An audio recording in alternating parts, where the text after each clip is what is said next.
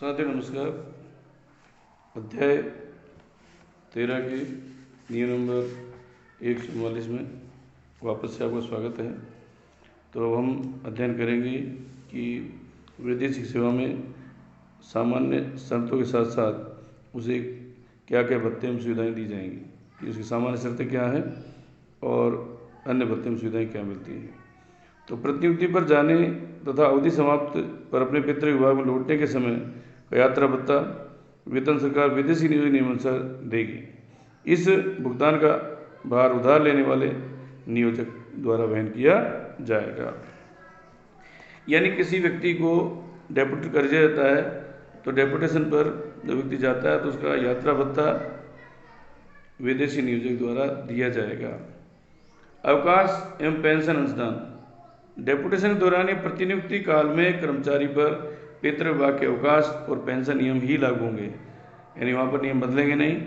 वहाँ पर जिस विभाग में पहले से था, अपने मूल विभाग में था, वहीं के अवकाश और पेंशन नियम लागू होंगे। और विदेशी नियोजक या उधार लेने वाले प्राधिकारी को RSR के प्रावधान के अनुसार पेंशन अंशदान राजस्थान राजकोष में जमा कराना होगा। वैदेशिक सेवा काल के दौरान अवकाश वेतन में आवश्यक होने पर अवकाश वेतन अंशदान का नियमन वित्त विभाग के आदेश दिनांक 21/1/1981 के अनुसार होगा। प्रतिनियुक्ति का आरंभ अंत। कर्मचारी द्वारा सरकार में अपने पद का कार्यभार सौंप देने के दिन से प्रतिनियुक्ति प्रारंभ होगी, तो सरकार में पुनः कार्यभार ग्रहण करने के दिन उसकी प्रतिनियुक्ति समाप्त होगी। यानी प्रतिनियुक्ति का आरंभ अंत क्या है? जिस दिन व्यक्ति विदेशी विभाग में जाके अपनी ज्वाइनिंग कर लेता है, कार्यभार ग्रहण कर लेता है, उस दिन से उसका जब प्रतिनियुक्ति चालू हो जाती है। और जिस दिन वो अपने मूल विभाग बना करके ज्वाइन कर लेता है, उस दिन से उसकी प्रतिनियुक्ति समाप्त मानी जाती है। बोनस या अनुग्रह राशि या एक्स ग्रेशिया का भुगतान। प्रतिनियुक्त सरकारी कर्मचारी के समक्ष प्रतिनियुक्ति भत्ता प्लस तदर्थ बोनस यदि सरकार के आदेश के अनुसार कर्मचारी वर्ष के लिए तदर्थ बोनस देय हो। बोनस प्लस या अनुग्रह राशि में से किसी एक को चुनने का विकल्प उसके पास उपलब्ध होगा। यह विकल्प प्रतिनियुक्ति पर लेने वाले संस्थान द्वारा बोनस या अनुग्रह अनुदान घोषित करने के 1 माह में प्रस्तुत करना होगा। प्रतिनियुक्ति भत्ते का भुगतान वेतन के साथ किया जाएगा, परंतु यदि कर्मचारी द्वारा बोनस या अनुग्रह अनुदान का विकल्प दिया गया हो तो अंतर की राशि का भुगतान या वसूली की जाएगी। तो ये था हमारे नियम बोनस या अनुग्रह राशि। यानी जब कोई व्यक्ति डेपुटेशन में जाता है तो उसके समय प्रतिनियुक्ति भत्ता या तदर्थ बोनस और बोनस प्लस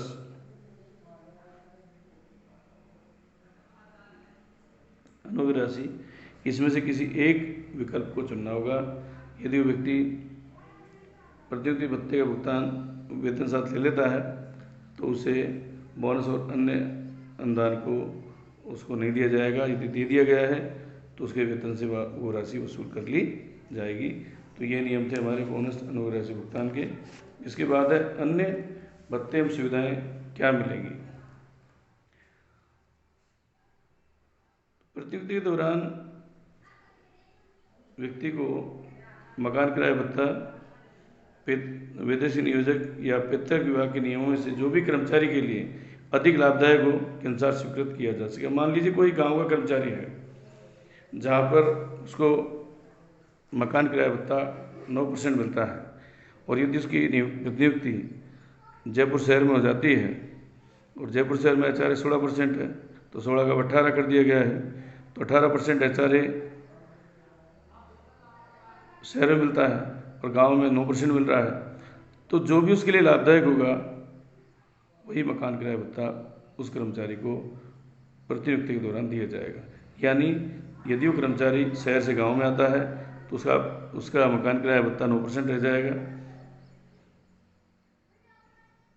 नहीं, गांव में आता है तो नहीं होगा, क्योंकि इसमें जो भी उसके लिए लाभदायक है वही उसके लिए, जो उसको पहले मिल रहा था वही उसको मिलेगा। ये कर्मचारी यात्रा भत्ता भी विदेशी नियोजक या पितृ विभाग के नियमों में से जो भी उसके लिए लाभदायक हो उसके अनुसार प्राप्त करेंगे। शहरी क्षतिपूर्ति भत्ता भी पितृ विभाग या विदेशी नियोजक के नियमों में से अधिक लाभदायक नियमों के अनुसार दिया जाएगा, जो भी ज़्यादा होगा। चिकित्सा सुविधा भी पितृ विभाग विदेशी नियोजक दोनों में से जो लाभदायक होगी वो दी जाएगी। और विदेशी सेवा कर्मचारी किसी परियोजना क्षेत्र के लिए प्रभावी परियोजना भत्ता रेगिस्तान भत्ते सहित भी प्रतिनियुक्ति भत्ते के अतिरिक्त दिया जाएगा। यदि उस व्यक्ति को रेगिस्तान में लगाया जाता है तो वहाँ पर किसी परियोजना में, तो परियोजना के लिए परियोजना भत्ता जो दिया जाता है वो प्रतिनियुक्ति भत्ते के अतिरिक्त दिया जाएगा। तो अन्य भत्ते और सुविधा के अंतर्गत क्या है कि मकान किराया भत्ता उसको पूर्व नियोजक और विदेश सेवा नियोजक इन दोनों में से जहाँ लाभदायक होगा वो लाभदायक मिलेगा। यात्रा भत्ता भी जो भी लाभदायक होगा वो ज़्यादा अधिकतम मिलेगा। शहरी क्षति भत्ता भी जो भी पूर्व विभाग और नए विभाग में या विदेश विभाग में जो भी ज़्यादा वो मिलेगा। चिकित्सा सुविधा भी बेहतर तरीके की मिलेंगी। और विदेश सेवा में कर्मचारी को परियोजना के लिए यदि कोई परियोजना भत्ता दिया जाता है तो वह प्रतिनियुक्ति भत्ते के अतिरिक्त दिया जाएगा। तो ये हमारे नियम थे, नियम नंबर 144, जिसके तहत हमने पढ़ा कि बोनस अनुग्रह राशि का भुगतान कैसे होगा, प्रतिनियुक्ति का आरंभ अंत कैसे होगा, अवकाश में पेंशन अंशदान क्या होगा, और विभिन्न प्रकार की सुविधाएं हैं। मकान किराया भत्ता है, शहरी क्षतिपूर्ति भत्ता है, यात्रा भत्ता है, चिकित्सा सुविधा है और प्रभावी परियोजना भत्ता है। तो इनकी गणना किस प्रकार से की जाएगी, किस प्रकार कर्मचारी प्राप्त करेगा। इसके बाद हम पढ़ेंगे कि प्रतिनियुक्ति की अवधि। तो एक कर्मचारी प्रतिनियुक्ति पर अधिकतम 4 वर्ष तक रह सकेगा। विशेष परिस्थितियों में एवं राज्य हित में अत्यावश्यक होने पर ही संबंधित प्रशासनिक विभाग इसे 1 वर्ष और बढ़ाने के लिए सक्षम होगा। अर्थात कुल 5 वर्ष तक वित्त विभाग की पूर्वानुमति के बिना ही कर्मचारी का प्रतिनियुक्ति में रहना संभव है। 5 वर्ष की अवधि के पश्चात प्रतिनियुक्ति अवधि में किसी प्रकार वृद्धि के लिए वित्त विभाग की पूर्वानुमति आवश्यक है।